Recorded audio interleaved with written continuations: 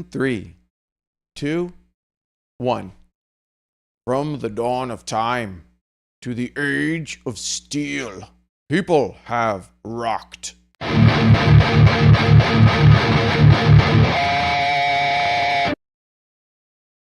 Hello and welcome to Massive Riffs. I'm your host, Dr. Massive. Special thanks to Tiny E tonight for the hairstyle. Much appreciated.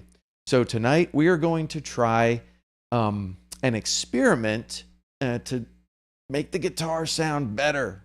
Just want it to sound better. And we're going in. This is going to be a technical episode. I apologize for the less technical folks, but sometimes we've got to get it done. So without further ado, I wanted to give a brief explanation of what we're going to be attempting. So let's go to the whiteboard, the learning board, okay? And let me see, here we go. So I just wanted to briefly talk about the term architecture and how I use it as pertains to mixing. Architecture is the series of plugins or processes that you apply to your guitar signal in order to make it sound better or bigger. And it's just kind of an all-encompassing term to just describe the whole system that creates the final sound. So how I usually refer to it is arc. I spell it A-R-C-H because it should be architecture, but I pronounce it arc. So I'll call it like, hey, the latest guitar arc, right? Or latest guitar architecture. It really means the collection of processing plugins or amps or cabs or, basically what we do to the signal to make it better. So for example, a really common one would be the guitar goes to an amp and that goes to a cab, right? And then you'll do some sort of effects on it, right? In this case, we did the guitar to the neural DSP. I believe it's the Nolly plugin, which simulates an amp and a cab. So it's a whole package plugin. Okay. So what we did, the traditional way of recording a rhythm guitar for a song is you record a left and a right track, and then you combine the left and the right, at a certain panning level, and that gives you your big full guitar sound.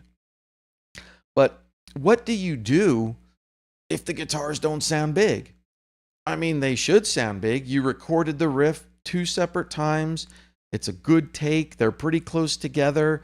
It's a good tone, but it just doesn't jump out at you.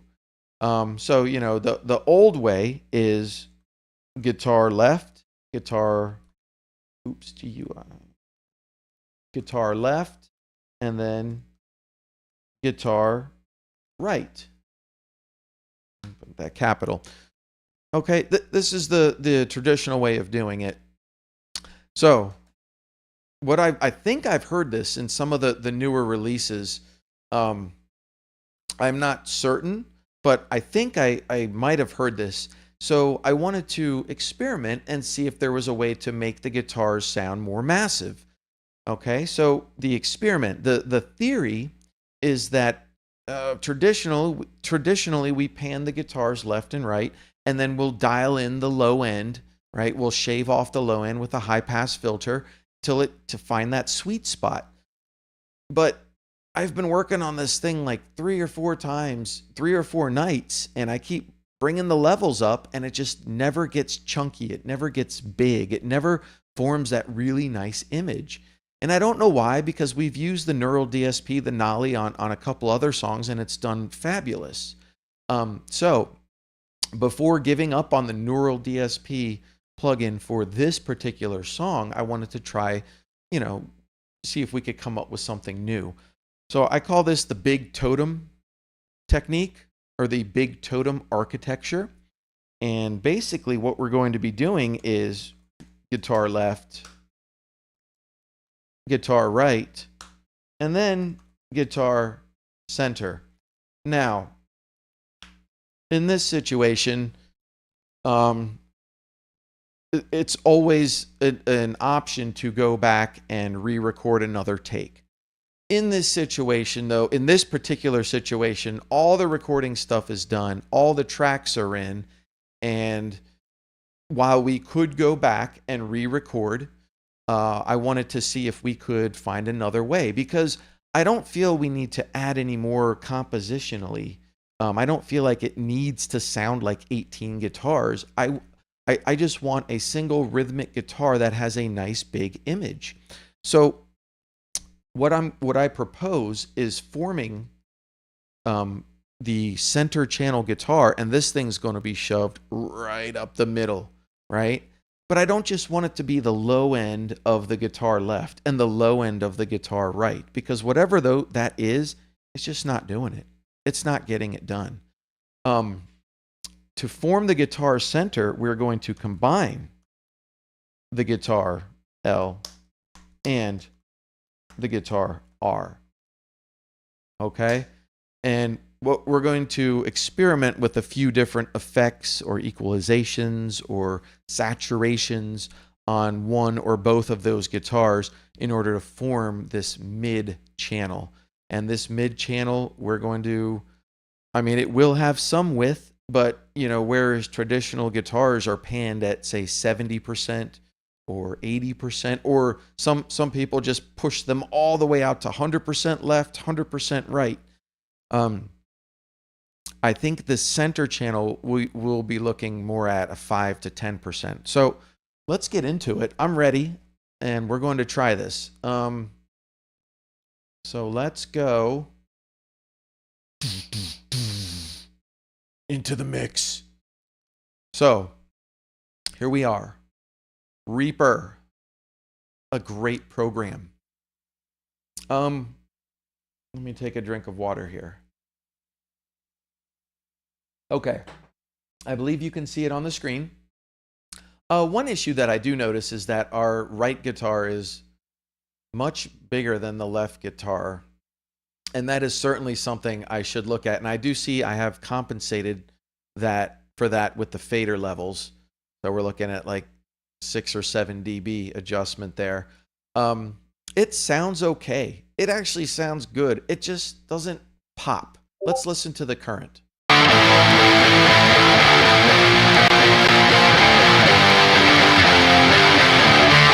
If you want to hear it in the context of the full mix.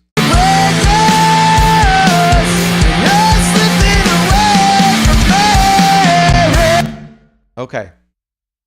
I like it.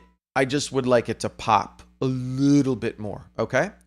So let's try. I made a new channel. It's called Big Totem. It's basically right up the middle. Okay. Like right up the middle. I'm going to add one track, and that's going to be underneath it. I'm going to add a second track underneath it. And what we're going to do, we'll call this left, this right. Okay. But notice we are not going to actually pan them. We want to combine these suckers. Let's see what happens. Okay. So I'm going to take and route the left guitar to the left. Okay. We'll take it post fader. That's fine. These are frozen with the neural DSP Nolly plugin. And we've got the guitar right. Okay. Now, okay, I misspoke. I believe we are going to pan a little bit. So the left, let's pull this sucker like, let's try 6. And this guy like, well, you know, let's start a little bigger. Let's start at 10. And this at 10. And again, the goal is not to make the beefiest sound ever right here on the Big Totem. The goal is to make a strong mid-channel, center channel guitar signal with some sort of musical variation between the two channels, beyond the variation that is happening between just the left and the right channels. And we're hoping that that provides a little more crispness and resonance and presence. Just, you know, in lieu of the equalization or just putting the effects directly in. So this is a change in the architecture, a change in the signal flow, in lieu of fine-tuning equalization, or maybe going back and re-recording the part, just trying to blast it out better. I feel like the performance was okay in this, but sometimes the performance and the chords and the song just don't lend themselves to big guitar tones just on their own. So let's see if we can make this thing bigger, and let's see what happens. So now we are working on just the center tone. Let's see what that comes up like. Okay, this is all we're hearing.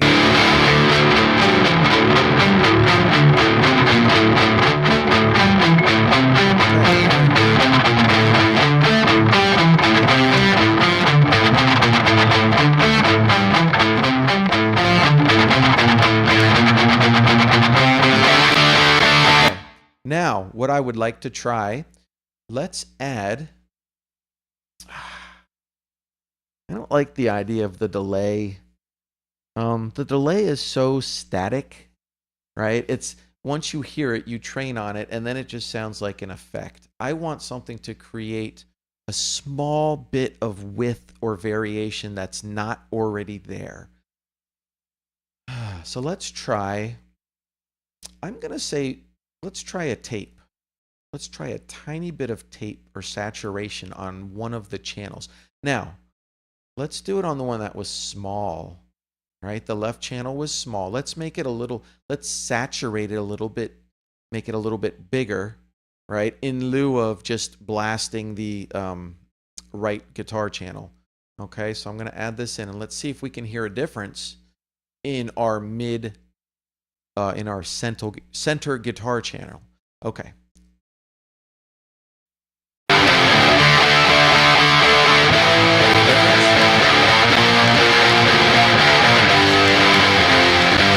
I hear, but it's a little weak. Let's go to a modern tape. No, let's go to a classic tape. That's going to be a little more scooped probably, and let's push it a little bit more.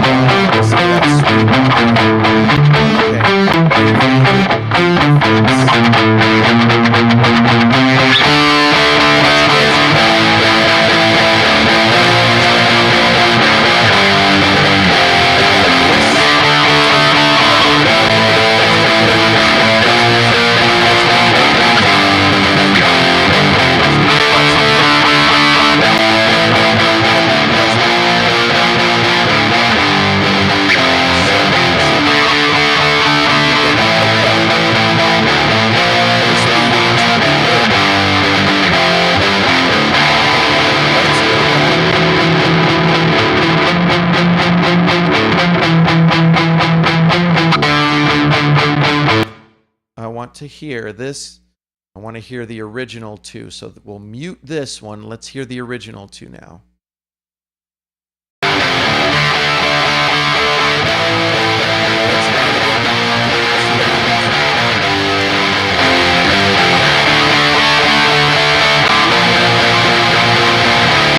Immediately you can hear you hear an extra bit of fizz or presence right up the middle.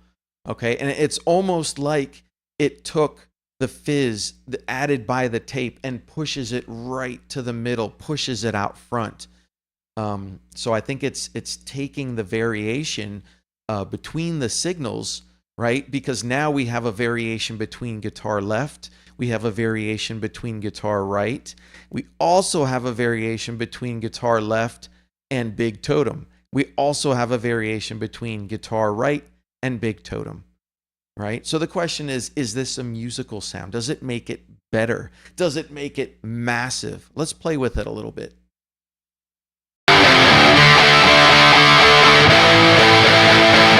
Oh, see here we are clipping now.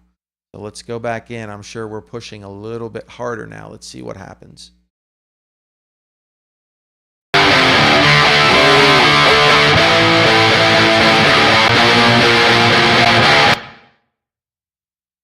Let's take these suckers down. So we go down evenly. So we're going to take this one down 3. Okay.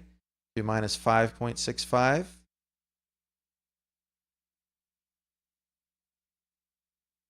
Minus 5.68. Take this down 3 to minus 12.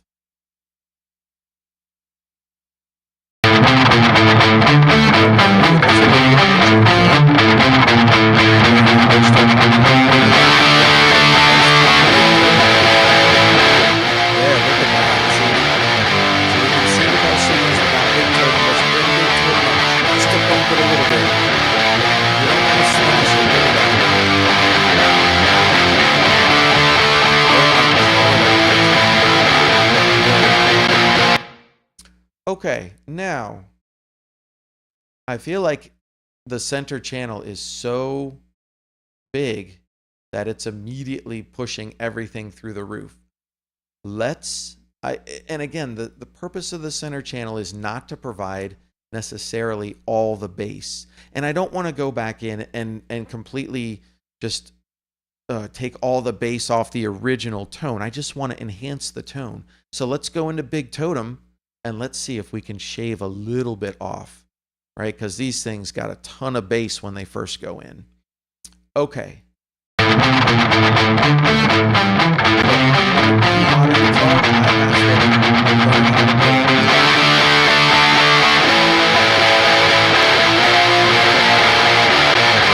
And again, we can peak. If we turn off big totem, we can peek at the original mix and we can see where the frequency, where the low end was on the original guitars. Look, okay, see this shape? So we want the shape of the mid channel to be very close, maybe the low end a little bit smaller. Right? See that is the signature.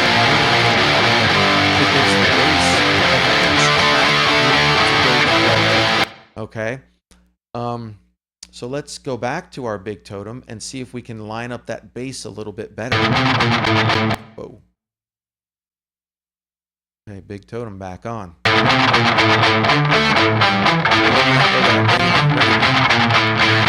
let's see if we can bring in big totem to add some more crunch now that the low end of big totem is closer to the low end of guitar L plus guitar R. Okay, here we go.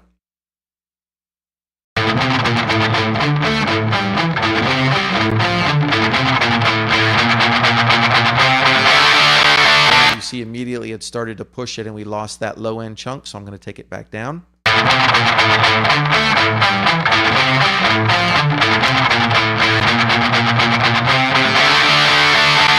Not bad. Let me A-B it a little bit.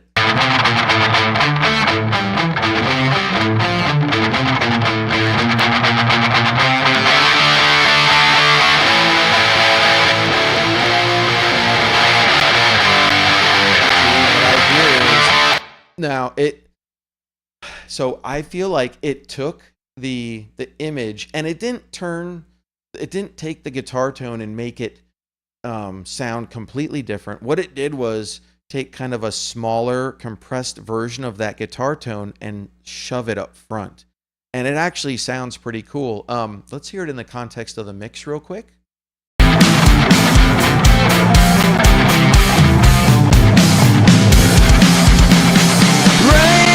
right? So gave us a little bit more of the near end, maybe something that was, we're kind of compensating for not having a real live amp, not having a real live cab, not having a full room for it to spread out and resonate within, right? Now you'll see I do have a guitar room here, and I do have it off because there is already a room added into the Nolly plugin. But let's play with this just a little bit more.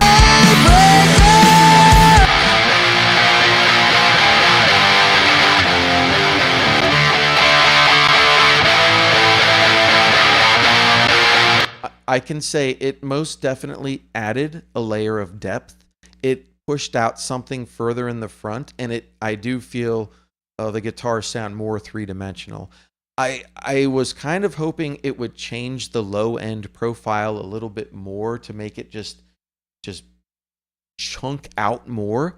So I think maybe I don't know if this was the perfect solution, but I think this was definitely a step forward, or an option of something that could be done. So okay, that's all we're going to do for today. Let me come back here. So I guess the point is, I just kind of wanted to impress upon everybody, dialing in things, mixing, producing.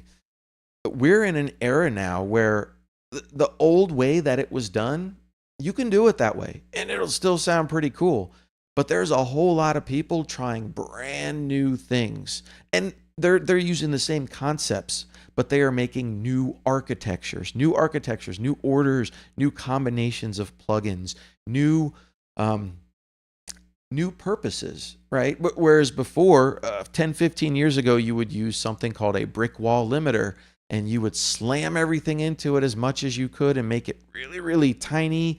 And it did not have a lot of dynamic range, but man, that thing was loud as heck no matter what you played it on. And now people are using these vintage limiter stages as part of a 2 or 3 chain of limiters, right? And so they're using the traditional finishing mastering limiter for a completely different purpose now, or to do maybe 30 or 20% of the limiting, and then using another stage to do the remainder. This is all experimentation. That's the entire point. That's why we're doing this, because it's 24-bit, because we have the plugins now released to us, the common folks, and we have the opportunity to experiment and find new sounds and try new things. And it's all digital. It's literally a function of time at this point. When you can download digital workstations like Reaper for free, I don't know if it's still free. It was very inexpensive, but it comes with a full suite of plugins that you can literally. There's so many things that you can try. And now they've begun to release more and more plugins based on, you can buy a plugin that emulates, a $10 million console, and you paid like $100 for the plugin.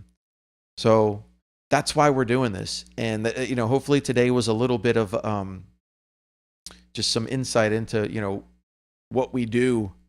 Most of this stuff is experimentation, and you put stuff out there. Maybe people love it, maybe people don't. The performance is always a huge part of it, but the sound matters too, right? There's a big song out there, and it sounds, it's a good song, and people love the composition, but they also love it because of the person who sang it has a really good voice, or the microphone picked it up in a really good way. And people have gotten used to hearing three-dimensional sound that just pops out at you. Right? It gets played through their cell phone, which is using like Dolby Atmos 3D audio, or it gets played through their television, which is, making the audio pop out of the screen and just float around in the air in front of it. You have to have full spectrum audio for all the instruments going in there, and you have to do all kinds of tricks, whereas before you were doing tricks to shave off the sides so it could fit into 16 bits. Now you're doing the tricks to, I mean, you're still slamming it into 24 bits. You just have a lot more room to do things now. And you can apply effects in a way that just makes each instrument sound like it's floating out in space in front of the speakers. It's called spatial audio or 3D audio. And just even a someone who does a two-dimensional, a traditional stereo mix the old-fashioned way, the better tones and the better dynamic range and the better frequency response each of your instruments has is going to make it sound infinitely better on all this fancy new 3D processing things. So work on it and experiment often. And don't be afraid to put in a little bit of time and say, hey, this wasn't exactly what I was looking for, but I might use it. I may try it out. So I'm actually going to render a copy, and I'm going to send this to the person that I'm, the people that are working on the song with me, and I'm going to see if they like it and say, hey, did this help the guitar tone? And maybe it did, maybe it didn't, but that's the whole point. That's the name of the game. So thank you for tuning in, and hopefully we'll be back soon. And remember, be massive.